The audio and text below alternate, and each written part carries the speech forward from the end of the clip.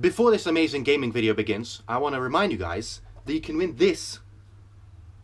This whole skateboard can be yours for just £3. How does this work? What are you talking about? Make sure you check out the video up in the little corner that's going to come up, and you'll find out everything that needs to be found out about this. Here we go with some Gran Turismo 6 gameplay. Right, so apparently I didn't record any audio while playing this. This is the first time it's ever happened to me, but yeah, so let's I'm gonna go over what I was really saying. Unfortunately, there's no audio. There is game audio, but I think I just messed up the settings on Elgato, on the Elgato, software. So I just messed up. There's no audio from me speaking. Right, I was saying, first of all here, you can see that, we go into this beautiful track, and I was saying how I'm driving a GTO today, and I'm gonna show you guys my suspension and all of the settings I have for it in case you want to build a GTO. I have the transmission the way I have it because it gives me that extended third gear where it doesn't bang on the rev limiter, which I hate, as you guys know.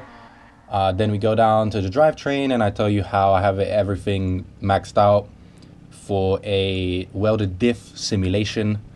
Then we go to the power, and I tell you how it's basically maxed out except the exhaust, because the exhaust makes it sound weird. Then I show you my weight distribution, and I tell you that I have it like that because it gives me 55-45 front to rear weight distribution, which I like. It handles well, and I have the weight reduction all the way. Then we go into this lobby where everyone is running white S15s, and I was scared about getting kicked, but I didn't get kicked, so it's all good. Then I am talking about how you guys might be wondering why I have a GTO as a drift car today, and I explained that I got into GTOs through Need for Speed Underground 2, which was a game that everyone who loved cars played, obviously, and that they had it on there, and that is the game that really brought the GTO to my attention. And so when I got this GT6, I opened it, and I was like, oh, let's do a drift build on this GTO. And I was also saying how Adam LZ and Taylor Ray were gonna get GTO for themselves to make a drift build, but that didn't end up happening, and Taylor just got himself a C5. And I was saying how I'm excited to see the build, and he just uploaded the call over video, which I haven't had time to watch. And I was making a joke about how I have no time to watch a video, yet I'm playing a game. But then I explained that I was doing, schoolwork and stuff like that. And I was saying how also the C5 to me is like a classic car that it's like rare, and it's kind of weird to see it be built into a drift car. So yeah, that's pretty much what I was saying about the GTO. Then I went on to talking about something pretty interesting / weird / funny that happened during the week. On Wednesday, I went to help a friend film his film for college, right? Because I do a media course, as everyone should know. And after the shoot was finished, he was saying that because he has a drone, and he was saying how he'll show us the drone, let us have a go, me and this actor that we were together. And so we go to the local park, and he takes it out, he flies it around, and then he's like, oh yeah, look at this cool feature. It has a return to home feature where you set the GPS location of the home, like wherever you want the home location to be, you set it on the GPS, and then you fly it away a little bit and you tell it to go back to the home location that you set. So he did that, and he told it to come back to its home location. It started coming back to the home location, but it just last minute it decided, nah, sorry, and then and it flew away. So we collectively watched about 500 pounds worth of drone just fly away. Yep, just it was like, nope, sorry, I don't want to be with you anymore, bye, and it flew away. So yeah, that was that was really funny. It was very hilarious, to be completely honest, but at the same time it was like an eye-opening thing about, like, is that something that should be happening? Like, you spent close to 600 pounds on a flying camera and it can just fly away, you know? Makes no sense. But you know, that's fine, I guess, because it's not mine, and he is not that upset about it anyway. He had it for a while, so he's kind of waiting for that to happen anyway, I guess. So yeah, that's something weird that happened. Want to let you guys know about, you know, what's been going on, what I've been doing in my spare time. Well, not spare time, but time away from YouTube. Then I go on to ask you guys and talk about a dilemma I have, okay, about BMWs and drifting and my car preferences and all of this stuff.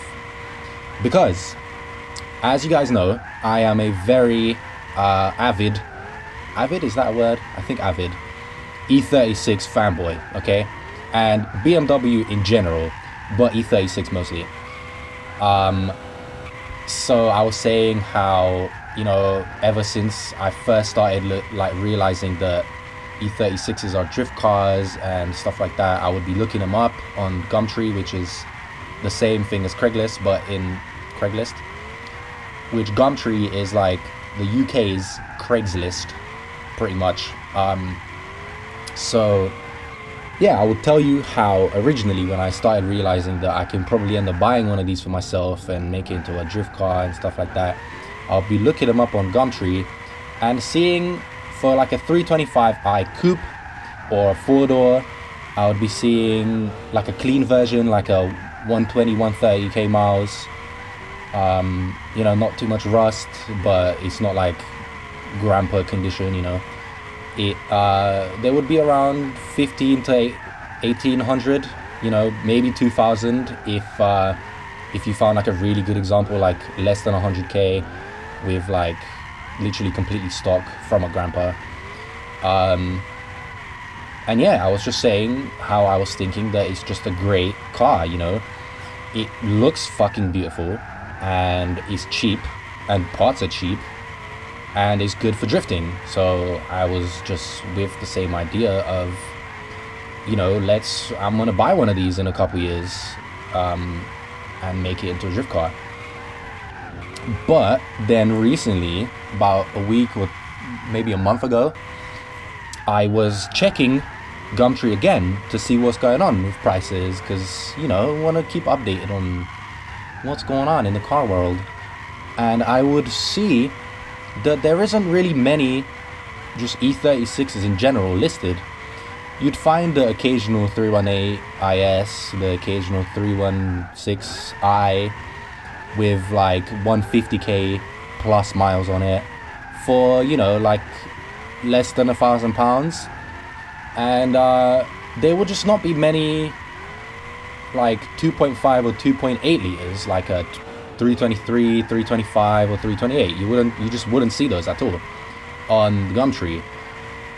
So I thought to myself, okay, where would I be able to find them, you know, the 328, the 323, the 325?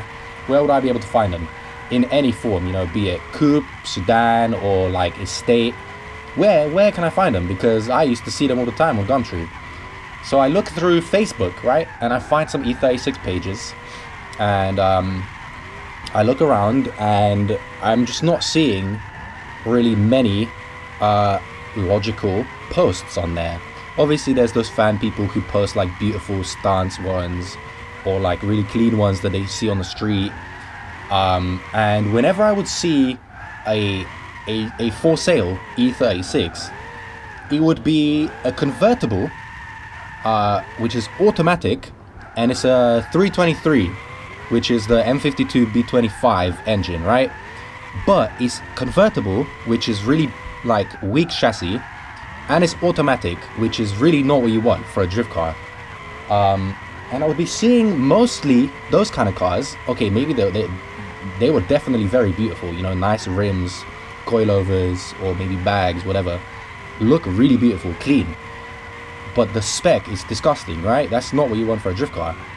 And they would be listed for £4,000, roughly 3,800 to 4,000 to 4,500 pounds. That is the kind of prices people are wanting for cars like that. Okay, cool, you put work into it and it looks nice and stuff, but like that's not the value of the car. The car is like 25 years old at this point, maybe 20, let's say, and it's just not, that's not the kind of money you should be asking for something like that. And I've just been looking and I would see people posting, where's all the drift cars, like, is anyone selling any driftable variants, blah blah. And then people would really not reply anything useful. They would just reply with their cabriolets, and then someone would reply with, oh yeah, I have one. And then you go and look at it, and it's a coupe, and it has like angle mods, it has hydro, it has seats, it's gutted, welded diff, and it's just a drift spec, okay? And it's not like beautiful clean. So, and they would be asking like even more than that. They would be asking like 6,000, or they would be asking you know, like a ridiculous price. Nothing that makes sense. Like, okay, if you were asking around 3,000 for a fully drift built like E36, then okay, it makes kind of sense, right? Because obviously, okay, the car is becoming a bit more rare and stuff, but like they were asking for some insane prices. So I just started thinking to myself, like, what is the future holding for me? Because I need an E36 in my life. So what do I do when there really isn't even any of the ones that I want to buy for sale? And especially because I was planning on doing a drift build, but it just doesn't seem right at this point to go and buy, like to actually go and look and find a really good condition BMW E36 and make it into a drift car. It doesn't make sense to do that anymore, considering probably the majority of them are drift cars at this point. Of course, I am one that would like to build it themselves, you know. I don't want a pre-built one, and I don't want to go and give it to someone to build. I want to do it myself, because that's just like one of the funnest things, you know. That's part of the whole idea of driving cars, you know, to make it your own and build it yourself and make it how you like it. Oh, there's some sort of V8 coming up. Oh yeah, it's this guy with this Mustang. There's this guy in my local area who has a 05 Mustang, or a 06 I think, and he said he imported it straight from California. You guys can, if you go to my car Instagram, Cool Cars I See, then you'll see the post about it. Anyway, so yeah, I was saying about, I have been thinking, what should I do about these E36s? Because it doesn't make sense to go and find a nice clean E36 and then practically ruin it to make it into a drift car when they're becoming rare. The point of a drift car is for it to be cheap and like easy to spend money for, if that makes sense. Like you wouldn't be caring about destroying it, quotation marks, like not destroying it, but you know, turning into a drift car and just beating the shit out of it. So I was looking also at E46 prices, which are more realistic, you know. So I've been thinking about what I can do, because I love an E36. I'm definitely buying an E36. No questions asked, right? But what should I do about drifting? Because the whole original point was to get a shit E36, like really, like pretty much just bad condition, like a 325 or a 328 or a 323, like a 4-door or a coupe or a state, and just turn it into a drift car, like a drift missile, like something I don't care about and I can just go beat on at the track. But it doesn't seem like that makes sense anymore. So what I was thinking is, for the sake of cheapness, find a shit E36 and turn that into a drift car, and then keep looking around while still saving up for a clean E36, and just make the E36 like a nice, you know, street car, or sort of, not street car because I don't want to do too many mods to it, just sort of cosmetic things and sort of comfort things, like, you know, obviously if it's like an M52, then I'll get an M50 manifold. I'll do coilovers, nice rims, but I wouldn't touch the interior, you know, make it, I would, if anything, I would restore the interior to make it even nicer. So I was thinking about doing that, you know, having the having a E46 as a drift car, and then getting an E36 to make nice and clean. Or if I end up finding a shit E36 for a good price, then do that as a drift car and still keep looking for an E36, just you know, like a clean build.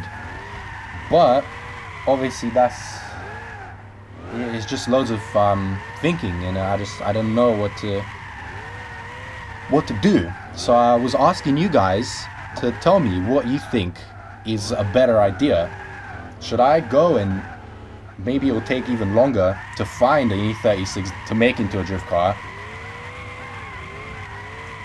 Should I do that, or should I literally just go straight into the E46 and just destroy one of those?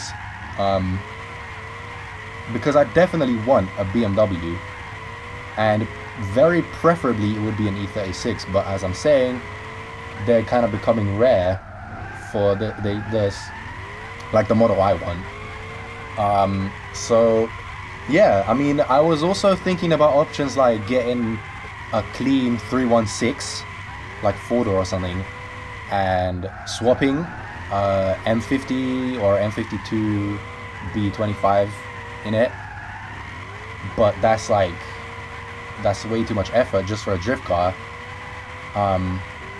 Or I could probably find like a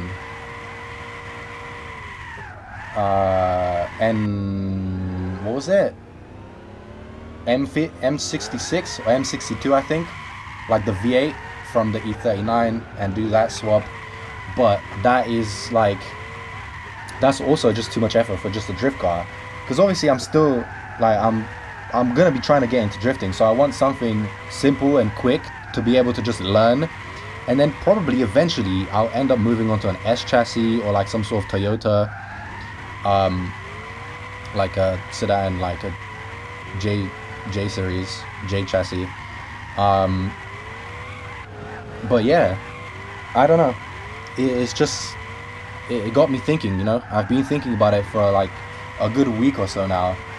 So I just kind of want to see what you guys think about the whole spiel. And yeah, I feel like this whole E36 stuff is kind of like the whole S chassis deal that's going on in America right now. Like, they're just becoming rarer and rarer, and people are asking for retarded prices on them. But yeah, I don't know. We'll see what happens. Obviously, all of this stuff is like in about a year or so. So, but you know, I'm still thinking. But yeah, I don't know. I guess tell me what you guys think about all this. And I'm sorry once again for the non-live commentary, but I guess it doesn't matter because you still hear me. That's pretty much it for this video. Don't forget, you can enter into the giveaway, as I said in the beginning of the video. Get yourself a skateboard for just £3. Pretty insane. Social media is in the description. You can check that out and look at all of my things that I do outside of YouTube. You know, keep up to date. Leave a like if you like the video. Leave a comment about the BMWs and what you guys think about this whole situation. And yeah, I'll see you next week, Wednesday, at 1 PM, like usual. Hold up.